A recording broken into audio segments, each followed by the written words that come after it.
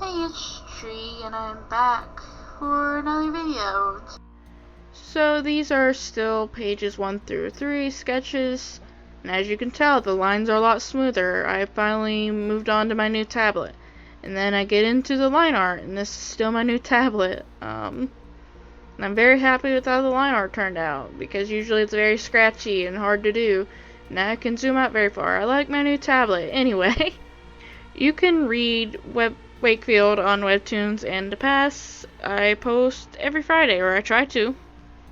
Today, I just kind of felt like rambling about my old comics and stuff. Basically, I didn't start out with Wakefield, and I had some older comics before that, but they never really went that far. But I feel like the landscape of comics as a whole has changed so much over the years. So, I guess I can start with how I started getting into making comics and stuff. I've talked before about how I got into art, but as a whole, I started getting even more into art when I first started discovering YouTube communities. I was very heavily into Warrior Cats. There was this creator called Aisha Nico, and I liked her art in particular. And all those artists I would find on DeviantArt and then YouTube. And one of the things about Aisha Nico back in the day is that they used to have a comic on this site called Smack Jeeves, and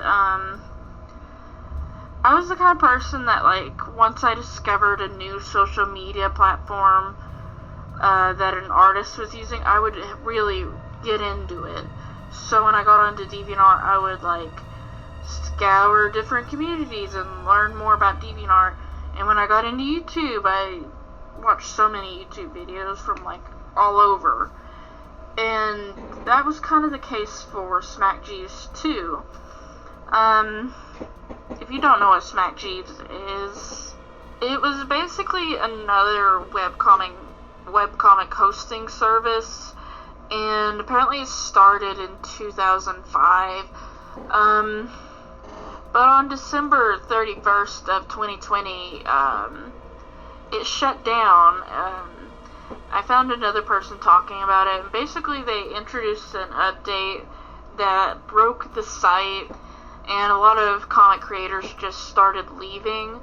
But one of the things about Smack Jeeves that I remember was that it wasn't like Webtoons where they have a set format. It kind of made people able to customize them in certain ways, your own, website, which was really different, but not so different. DeviantArt, for example, you couldn't customize that much unless you had a core membership. But back in the day, YouTube, you could really customize your pages, your homepage. It wasn't a set uniform look, and I guess that's what drew a lot of people to Smack Jeeves, was because of the customization. But yeah, that update seemed to change all that and make it no longer customizable, and I think that's why a lot of people started leaving Smack Jeeves. I mean, I'm sure over the years, as Webtoons and Tapas started coming out, people were already leaving it just because it wasn't as popular, but that update pretty much killed it. But basically, Aisha Nico introduced me to this site, and I started really getting into it and finding a bunch of different comics to read. And at the same time, I was kind of getting into anime and manga, and I really wanted to create my own anime manga. I mean, who doesn't want to make their own anime or manga when you're 14 years old or whatever? I don't really have the pages anymore, but one of the first comics I started on that site was basically based off a story that I was writing, and I wouldn't consider myself the best writer, just because I was young, but also, like, you could tell that my series was very heavily influenced by the anime I was watching at that time. One of my favorite series ever is Bleach, and in particular, like, my first comic was focusing on that aspect of, like, demons and hell and stuff. But I think I only wrote, like, a chapter or two at most, and even then, one of the habits that I was into back then with my writing was that I would rewrite a story over and over again until I was happy with it. There was no end in sight, so I probably had like 5 or 6 versions of the first chapter, but I was already trying to make a comic out of like one of the versions, let's say version 3 at that time. I still have what those chapters were written like, so I guess I could get a little into like what this comic was about. But basically, the main idea was heavily based on shonen. So, the main character was this boy named Evan. For some reason, I really like the name Evan. I used it so many times when I was writing. But his full name is like Evan Owltory, which like meant blue wings, I think. But it probably doesn't. I don't know. It's kind of this habit of also like Google translating words for like Japanese to make it more Japanese sounding, which I mean, low-key that's probably racist, I don't know. Like I'm gonna make it up instead of actually learning it, I don't know. But basically, Evan was the Prince of Hell, okay. And along the way, like, his uncle ended up killing his father, kind of like Lion King. And, basically his uncle did that because he wanted control of the throne. And now Evan had to, like, go back to hell and, like, take over the throne again. Yeah, definitely, like, Lion King vibes there. But Evan, he had, like, these 2 friends, and, of course, back then it was really popular to have, like, a triple, like, main character cast. Like, there's 1 boy, or like 2 boys and 1 girl, or 2 girls and 1 boy. But mine was definitely the 2 boys and 1 girl thing. Like there's this girl, and apparently her name is Suiju Ichigen, I don't know. And she had a brother, but I don't see art of him with my old art anymore, so I don't know what happened to him. But she had a brother, and her powers were like plant powers. She could create vines and things. And of course there's like other demons that were like hunting them down. And it was a long story, or it was supposed to be. But there's also this thing where like they had a cafe they'd go to, and it's like a secret underground cafe, very like the Urahara shop in Bleach, you know. And apparently it's called the Bat Cafe, like the animal, a bat. But like, even though this story was supposed to be long, I think the most I drew of this comic was like 3 or 4 pages at most.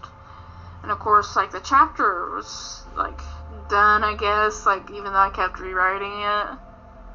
And I do know I posted these to SmackGs at one point, but of course the site shut down. But like years before that, I already like lost my login or deleted this stuff off the site anyway, so there's no way for me to recover this even if the site was up.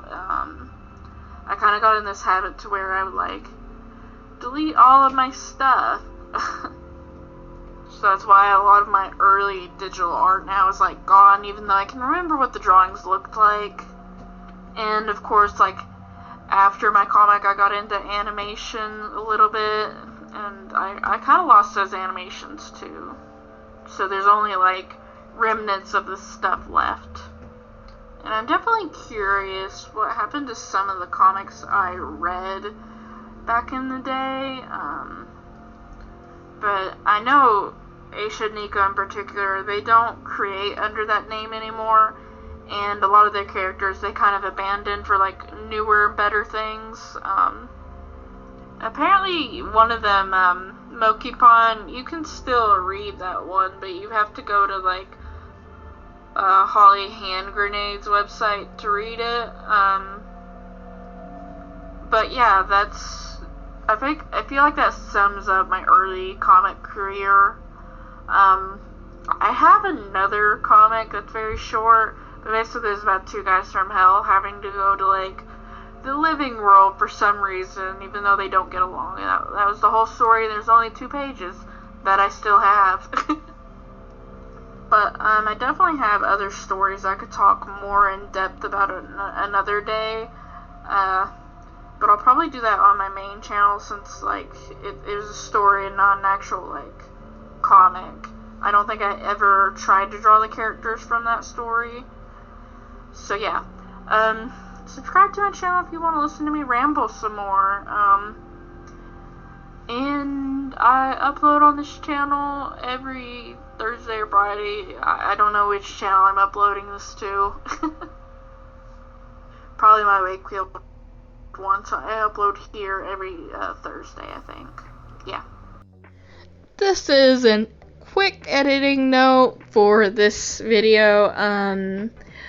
So I kind of lost the audio for it and had to re-record the audio from my computer because my editing software wasn't accepting the audio. But I figured I'd make this little editor's note that this won't be happening again and my videos won't sound like this ever again. Yeah, I just did something stupid and the audio's bad, so I'm very sorry about that.